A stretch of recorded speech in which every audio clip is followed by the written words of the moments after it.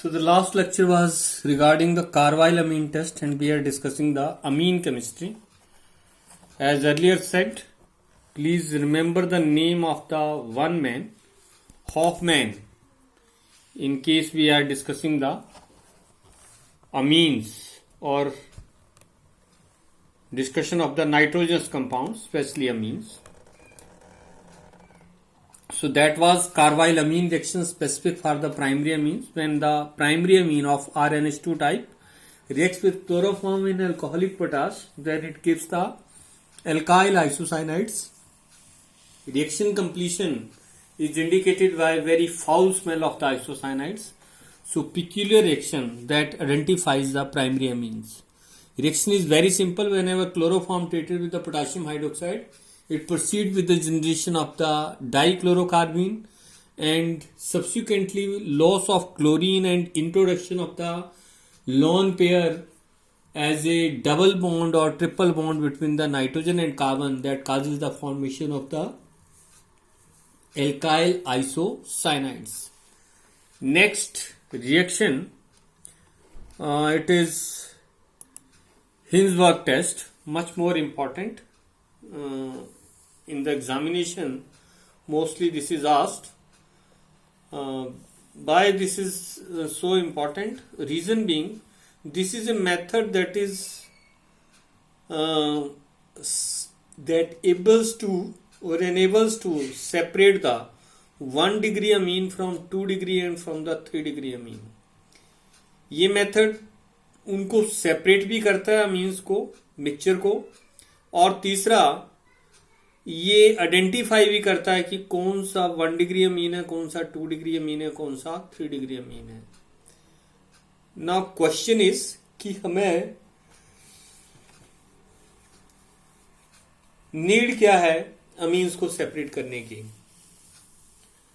There are numerous methods by which we are preparing the amines. Gabriel phthalimide synthesis, Hofmann bromamide reaction हमने discuss किया, उससे जो अमीन बन सकती है. सबसे फर्स्ट स्टेप पे मैंने डिस्कस किया था Hofmann method of preparation of the amines. उसमें एल्काइल हैलाइड की गैस को लिक्विड अमोनिया के ऊपर पास करते हैं and there is subsequent formation of primary amine, secondary amine, tertiary amine and quaternary ammonium salt. The reaction doesn't stops at the first step, it ends up to the formation of quaternary ammonium salt. Hofmann ने वो method ही नहीं दे रखा है बनाने का.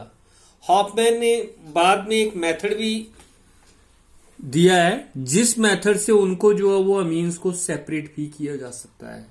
वो आपके syllabus में नहीं है. यहां पर he used diethyl oxalate for the separation of 1 degree, 2 degree and 3 degree amine. उसी सीरीज में हिंसबर्ग का मेथड भी है और ये उससे बेहतर है थोड़ा. इस मेथड से जो है वो आप इन अमीन्स को अलग कर सकते हो जो अमीन किसी रिएक्शन मिक्सचर में बनी हुई है. नाउ क्वेश्चन आता है, why to separate by the Hinsberg reagent? Why not we are using any another method like physical method की एवेपोरेशन कर ली, मेल्टिंग कर ली या डिस्टिलेशन कर लिया और डिस्टिलेशन से उनको सेपरेट जो वो कर लिया. तो मोस्टली अमीन्स तो पहले लिक्विड होती हैं. It means melting point can not be used as a tool to separate these amines. Secondly, we can use the distillation. लेकिन 1 डिग्री, 2 डिग्री और 3 डिग्री अमीन जो हैं इनके बॉइलिंग पॉइंट में डिफरेंस बहुत कम होता है. अगर डिफरेंस बहुत कम है तो बहुत ही केयरफुली फ्रैक्शनल डिस्टिलेशन से आप उनको सेपरेट कर सकते हैं. अदरवाइज डायरेक्ट डिस्टिलेशन मेथड से सेपरेट करना इतना आसान नहीं है. It means separation of a mixture of amines is not so easy. That is why these methods are devised and one of them is the Hinsberg test as well as Hinsberg method for the separation of the amines. अगर exam में test आता है तो भी आपने यही लिखना है. एग्जाम में आता है कि मेथड क्या है सेपरेशन का, तो भी आपने यही लिखना है. Now what is this? it utilize a reagent that is benzene sulfonyl chloride. So benzene is there, sulfur, both side oxygen, so it is benzene sulfonyl chloride. When treated with the mixture of amines, तो reaction possible है किस तरह से, H from the amines and Cl from here it is lost and they are going to form the sulfonamides. They are going to form the sulfonamide. Now how the 1 degree amine will react? इसके पास NH2 है तो एक H यहां से Cl के साथ निकाल दीजिए, HCl बन गया, बाकी RNH बचा, तो RNH मैंने अटैच कर दिया है. So this is the product of the reaction with the primary amine. But is this, it is N alkyl benzene sulphonamide. क्या बोलेंगे इसको? N alkyl benzene sulphonamide. जो सेकेंडरी अमीन है 2 डिग्री अमीन, इसमें एक हाइड्रोजन प्रेजेंट है यहां पर NH, that is the H here, that can be replaced with the help of Cl forming HCl. तो यहां पर आपके पास C6H5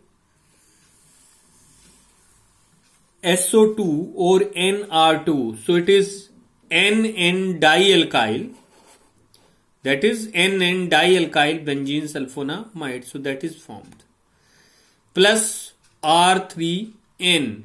This doesn't react with the benzene sulfonyl chloride because it is not having hydrogen. It is not having hydrogen. तो यहां पर जो है जिन amines का बॉइलिंग पॉइंट जो बहुत क्लोज था, उसमें आपने क्या किया, 2 को कंपाउंड में चेंज कर दिया सल्फोनामाइड्स में, और एक को जो टर्सरी अमीन बच गई. अब इसका बॉइलिंग पॉइंट बाकी के बॉइलिंग पॉइंट से काफी वेरी करता है. So we are easily able to separate 3 degree amine by the distillation. Now अब इस रिएक्शन मिक्सचर में से 3 डिग्री अमीन डिस्टिल ऑफ की जा सकती है, क्योंकि आपके पास एक ये कंपाउंड बच गया, एक ये कंपाउंड बच गया.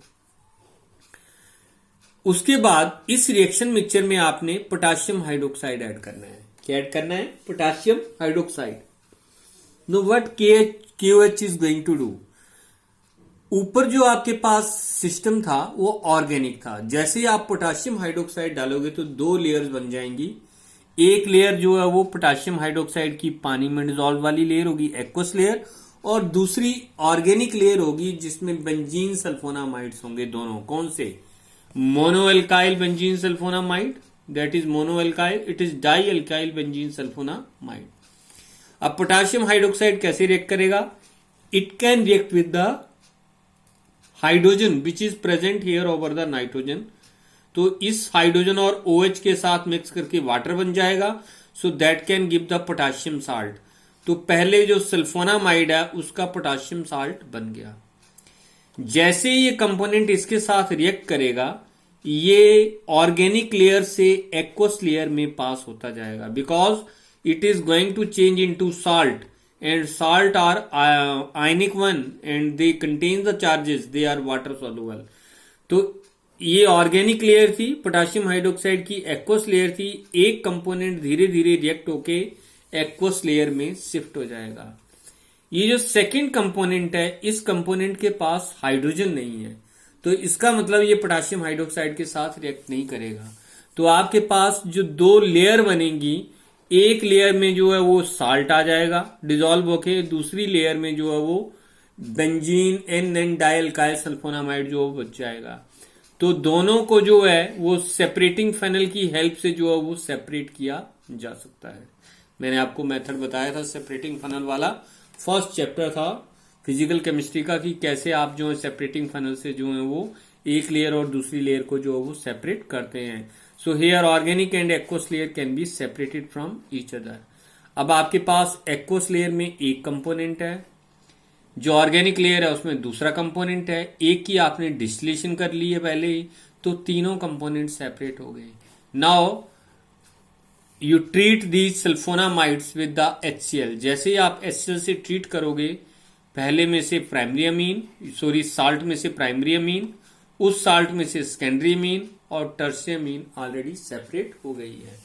सो here the reaction is able to separate the mixture of amine as well as it identifies which is primary amine, which is secondary amine, and which is tertiary amine. which doesn't react with the Hinsberg reagent, that is tertiamine, which is reacting, that is 1 degree and 2 degree. Then adding potassium hydroxide, which passes into the potassium hydroxide, that is primary which is left as it is, that is termed as that is the secondary amine. So this test is much more important. Mostly that is asked in the examination. Hinsberg test or Hinsberg method of separation of the amines. Now this reaction is also important. Many organic reactions, amines reactions, they contains this reaction, or many reactions are carried out with the nitrous acid. Nitrous acid जो है वो nitric acid से का ही derivative है, लेकिन nitrous और nitric में nitrogen की बैलेंसी ज्यादा है और नाइट्रस में बैलेंसी कम है. In nitric acid, valency of nitrogen is 5. In nitrous acid, valency of nitrogen is 3. जब वैलेंसी ज्यादा होती है तो इक लगता है नाइट्रिक, जब वैलेंसी कम होती है तो अस लगता है OUS, इट इज nitrous. Cupric, cuprous, ferric, ferrous. तो इस तरह से जो है वो ic, that means for more valency, ous means for less valency. So nitrous acid के साथ रिएक्शन. नाइट्रस एसिड जो है वो यूजली एक्सप्लोजिव होता है. इसको जो है वो प्रिपेयर करके रखा नहीं जाता है, रीडली ऑक्सीडाइज होकर ये नाइट्रिक एसिड में जो है वो चेंज हो जाता है.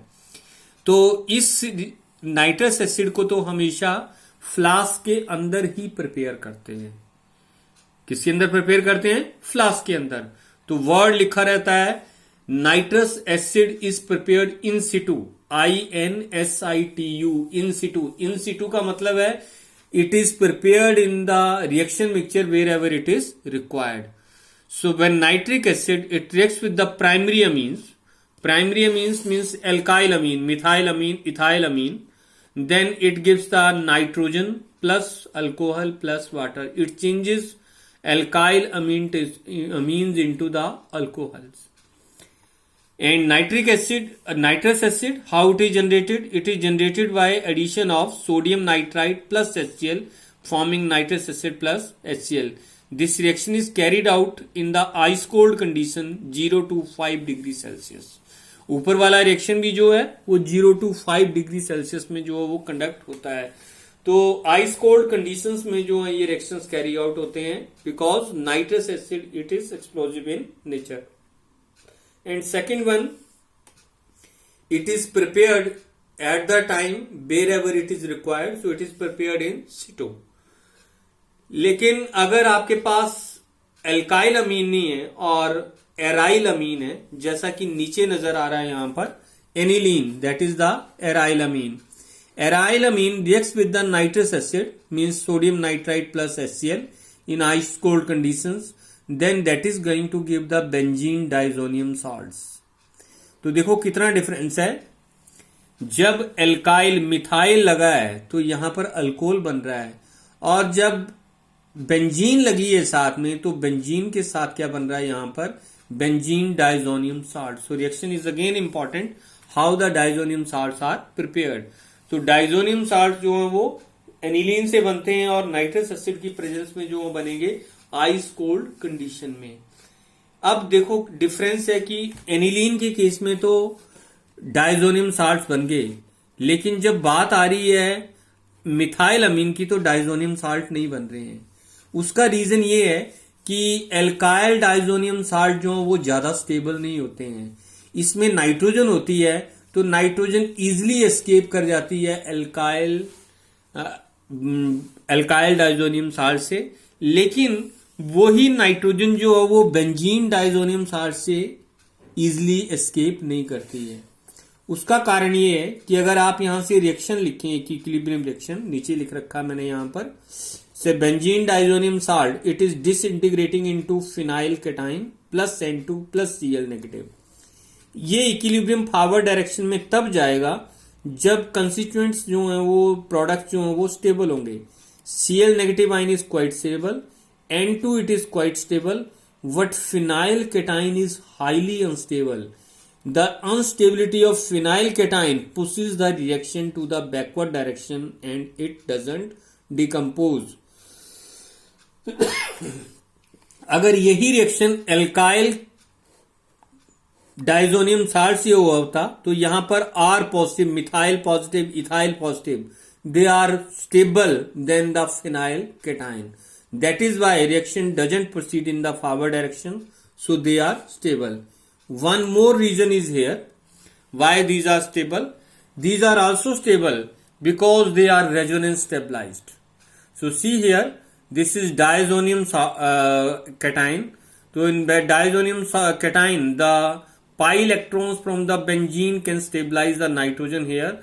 So all these resonating structure, they are saying that diazonium salts, when they are linked with the benzene, then they are stable one. So that is why benzene diazonium salts are stable. One more reaction is here. 2-degree amines, they are also reacting with the nitrous acid. How they react? In 2-degree amine, it is R2NH. This H reacts with the nitrous acid. Nitrous acid can be written as OHNO, that is HNO2. So OH from here and H from here, that is lost as in water. So we are getting here RRN again NO. It is termed as the nitroso. This group N double bond O. So present over nitrogen. So it is N nitrosamine. क्या बोलते हैं इसको? N nitrosamine with sidewise loss of the water molecule. चाहे वो aryl अमीन है तो भी उसी तरीके से रिएक्ट करेगी, चाहे वो एल्काइल अमीन है तो भी उसी तरीके से रिएक्ट करेगी. This reaction forms the basis of one of the important test, organic test, that is Lieberman-Nitroso reaction. What is this Lieberman-Nitroso reaction? N-nitrosamine, which is formed when treated with the phenol in presence of sulfuric acid, then nitroso group, it is transferred from the amine to the phenol. It is transferred from the amine to the phenol. The product is para-nitrosophenol. क्या बोलेंगे इसको? Para-nitrosophenol. Amine is released.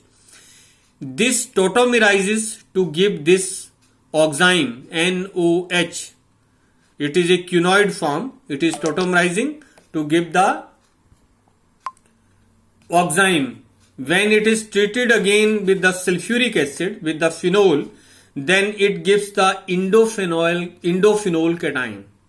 ये जो बना indophenol cation, and that cation is stabilized by the hydrogen sulfate ions. That is deep green in color. When it is diluted with the water, it gives indophenol red. So the red color indicates the presence of secondary amine. When treated with the sodium hydroxide, it changes into blue color. So all these tests, they indicate the 2-degree amine.